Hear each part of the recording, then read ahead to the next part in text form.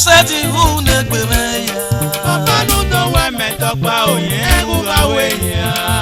Hear gospel music. See as the sweet akomomu bogi. Efe super sound.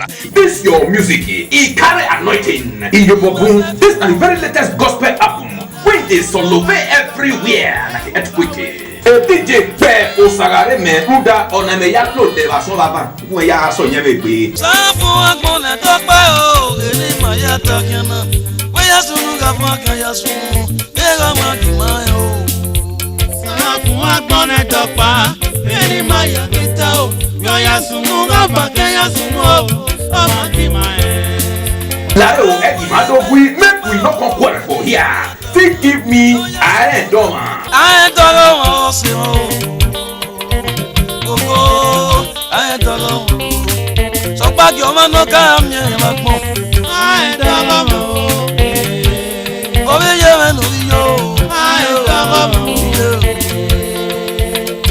See, Australia, I say it do. If you want to hear the rest of the best, go meet the marketer and distributor, Bright O Audio and Video Center for number 114 Sakomba Road by Second Junction, or call 08142127268 09022465152. F Super Sound.